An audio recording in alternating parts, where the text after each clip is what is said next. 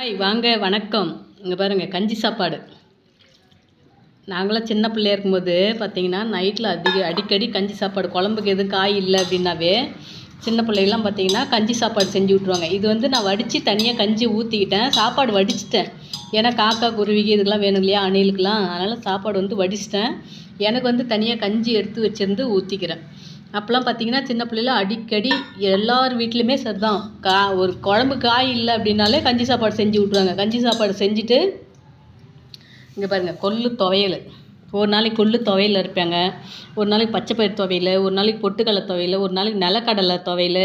இது மாதிரி எப்பப்பெல்லாம் கஞ்சி சாதம் செய்கிறாங்களோ, துவரம்பருப்பு துவையல், இது மாதிரி மாறி மாறி ஒவ்வொரு கஞ்சி சாப்பாட்டுக்கும் ஒவ்வொரு துவையல் அரைச்சி விட்ருவாங்க.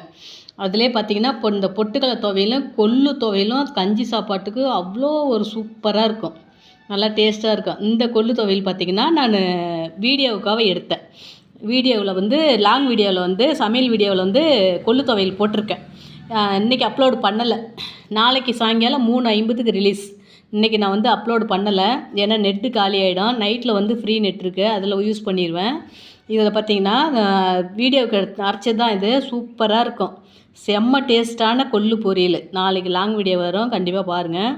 இதெல்லாம் வந்து நாங்கள் சின்ன பிள்ளையாக இருக்கும்போது அந்த நினைவுகள்லாம் வந்து இப்போ அப்படியே ஞாபகத்தை தூண்டுற மாதிரியே இருக்குது. இந்த கொள்ளு துவையல் அரைக்குவோம், இந்த கஞ்சி சாப்பாட்டுக்கும்.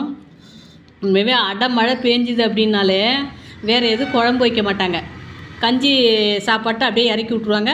கொள்ளு துவையல் வச்சு அம்மியில் வச்சு நறுன்னு அரைச்சி அப்புறம் பார்த்திங்கன்னா இந்த அம்மியில் வந்து அரைக்கும்போது பார்த்திங்கன்னா இந்த துவையெல்லாம் வலிச்சிட்டு அதுக்கப்புறம் அம்மியில் கொஞ்சமாக தண்ணி ஊற்றி சுற்றி நல்லா கழுவி விட்டு அம்மி நடுவில் அந்த தண்ணியை நிற்க வச்சு அதில் சாப்பாட்டை போட்டு அதுக்கப்புறம் கொஞ்சம் உப்பு தூவி விட்டு அப்படியே பிசைஞ்சு ஆளுக்கு ஒரு குண்டே கொடுப்பாங்க. அந்த அம்மியிலே வந்து அம்மியவே கழுவி சுற்றி இதெல்லாம் தண்ணி ஊற்றி கழுவி அந்த தண்ணி அப்படியே வலிச்சிட்டே வந்து சென்டரில் விட்டு அதில் நடுவால் சோத்தை போட்டு நல்லா உப்பு தூவிட்டு, உப்பு கம்மியாக இருக்கும், உப்பை தூவிட்டு நல்லா பிசைஞ்சு அவ்வளோ பெரிய உருண்டை ஆளுக்கு ஒரு உருண்டையாக கொடுப்பாங்க. பக்கத்தோடு எல்லாம் அந்த நேரத்தில் யாரெல்லாம் இருக்காங்களோ நம்ம வீட்டில் அவங்களுக்கு எல்லாருக்குமே ஆளுக்கு ஒரு உருண்டை. சூப்பராக இருக்கும், செம்ம டேஸ்ட்டாக இருக்கும் அந்த உருண்டை சாப்பாடு. அம்மியிலே வச்சு பிசைஞ்சு கொடுப்பாங்க, சூப்பராக இருக்கும். நாங்கள் வந்து துவையல் அரைக்கணும்னா அதுக்கு தான் போட்டி போடுவோம். துவையல் அரைக்கணும் நானும் என் தங்கச்சி போட்டி போடுவோம். நான் அரைக்கிறேன், ஏன்னா யார் அரைக்கிறாங்களோ அவங்க தான் அந்த தண்ணி கழுவி சாப்பாடு செஞ்சு சாப்பிட்டுக்கலாம். யாருக்கு கொடுக்கலனாலும் நாம் யார் அரைக்கிறோமோ அதை செஞ்சு சாப்பிட்டுக்கலாம். இதெல்லாம் நிறைய பழைய நினைவுகள். சரிப்பா, நான் கஞ்சி சாப்பாடு சாப்பிட்றேன். Okay bye. கிளைமேட் பார்த்திங்கன்னா சூப்பராக, வெயிலும் இல்லை மழையும் இல்லாமல் சூப்பராக இருக்குது. கஞ்சி சாப்பாட்டுக்கு கொள்ளு துவையல்